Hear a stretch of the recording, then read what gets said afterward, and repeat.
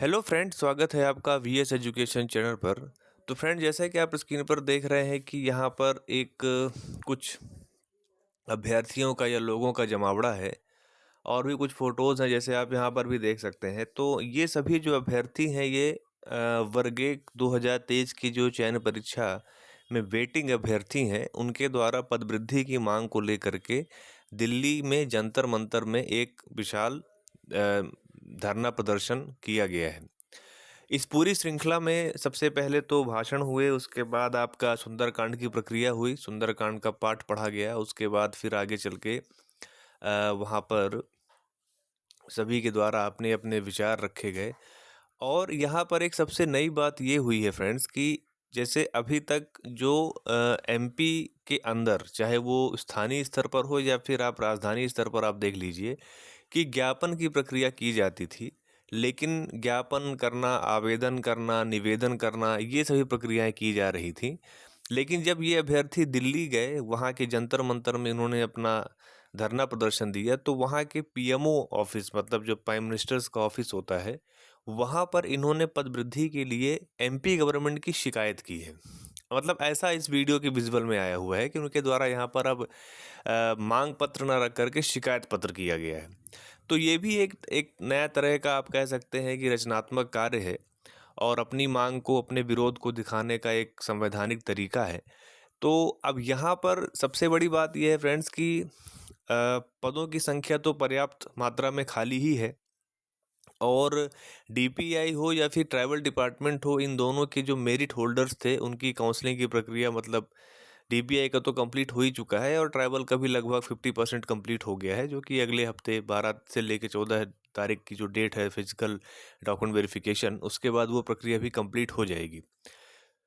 तो यहाँ पर अगर देखा जाए तो ले दे के आपका जो मेरिट होल्डर्स का जो मामला है वो पूरी तरह से क्लियर होता हुआ नजर आ रहा है। अब इसमें क्या होगा कि जो दस्तावेज सत्यापन में कैंडिडेट बाहर हो जाएंगे, अमान्य प्रकरण में शामिल कर दिए जाएंगे, तो उनके लिए चीज़ें हैं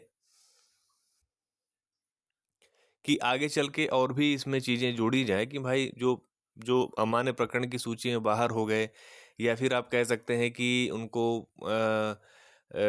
किसी और जगह उन्होंने नियुक्ति ले ली हो, कई चीज़ें हैं उसमें।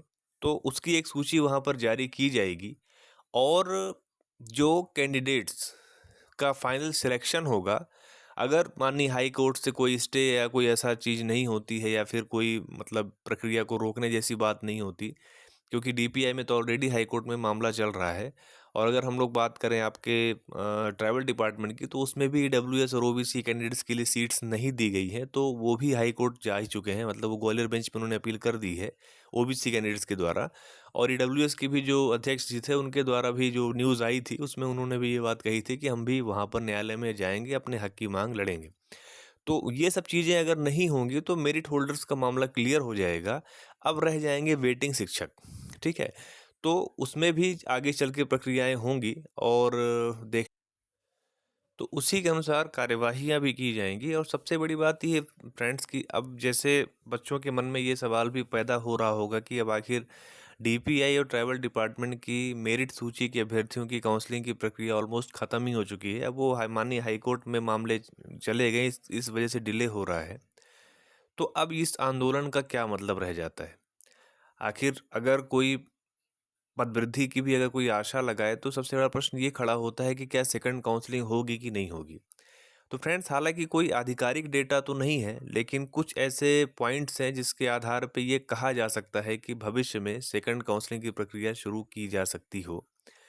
लेकिन अब उसके बारे में पॉइंट्स क्या है, पहले उसको हम लोग देख लेते हैं, फिर आगे मैं इस पे बात करूंगा कि पद वृद्धि को लेकर के क्या चीज़ें, अभी क्या माहौल चल रहा है, उस पर हम लोग बात करेंगे। तो फ्रेंड, जैसा कि आप यहाँ पर आ जाइए, तो जो उच्च माध्यमिक शिक्षक नियोजन 2023 के एफएक्यूज, हालांकि ये डीपीआई ने भी जारी किया हुआ है और साथ में ट्राइबल डिपार्टमेंट ने भी जारी किया है, और दोनों के एफएक्यूज सेम है, point wise point, word to word, कोई चेंज नहीं है उसमें। तो उसमें आप यहाँ पर देखिए कि जो पॉइंट नंबर 5 है, उसमें लिखा हुआ है, मैं आपको एक पॉइंट बताऊंगा, सब चीज़ें उसी से जुड़ी हुई हैं।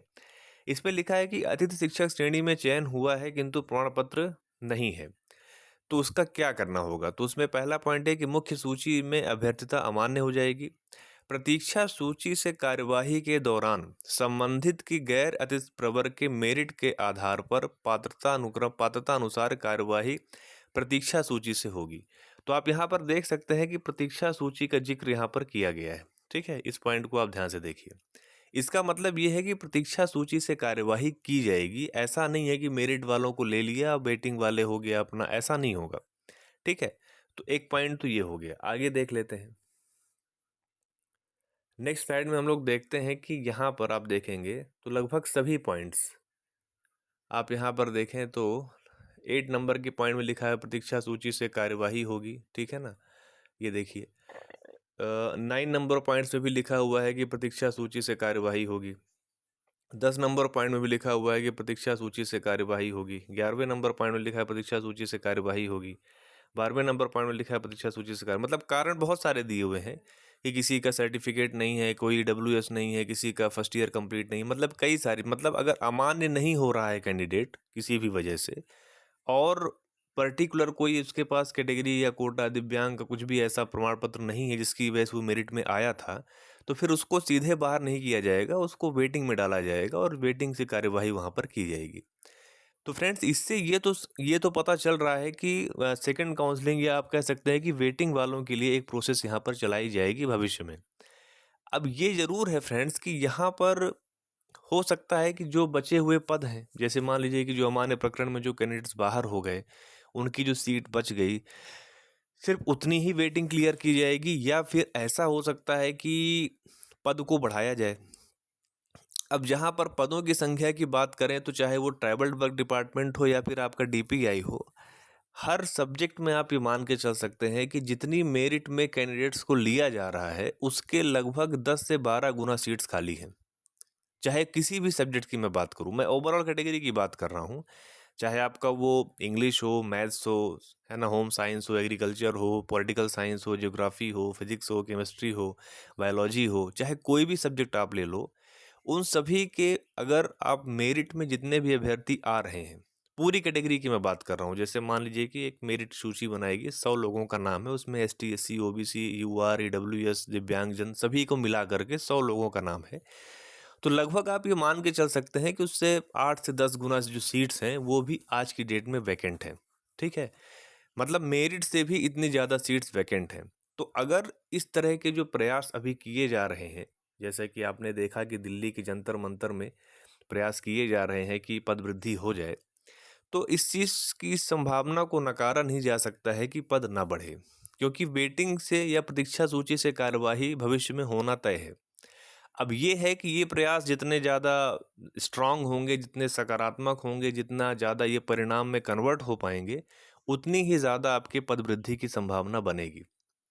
और शिक्षक भर्ती, जैसा कि जो इतिहास कहता है, जो आज तक की जितनी भी चीज़ें हुई हैं, उसमें दो चीज़ें हमेशा कॉमन रही हैं। पहली चीज़ तो ये कि सेकंड काउंसलिंग हुई है, चाहे आप 18 वर्ग 1 की बात करो, 18 दो वर्ग 2 की बात करो, वर्ग 3 2022 की बात करो, इन सभी में सेकंड काउंसलिंग हुई है, और सेकंड काउंसलिंग में ही पदों को बढ़ाया भी गया है।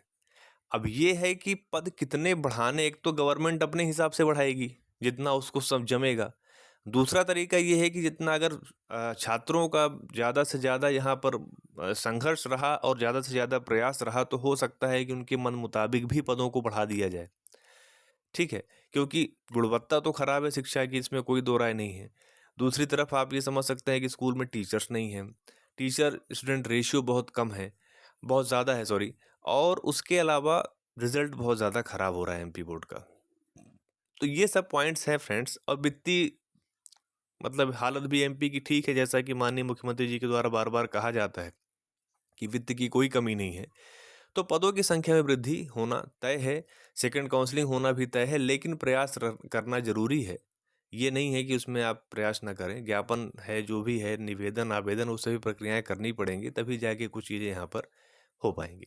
तो ठीक है फ्रेंड्स, यही अपडेट थी। और अगर आपको मेरा वीडियो अच्छा लगा हो तो आप उसे लाइक कीजिए, अपने फ्रेंड सर्कल में शेयर कीजिए, और अगर चैनल पर पहली बार आ रहे हैं तो आप चैनल को सब्सक्राइब कर लीजिए। Thank you.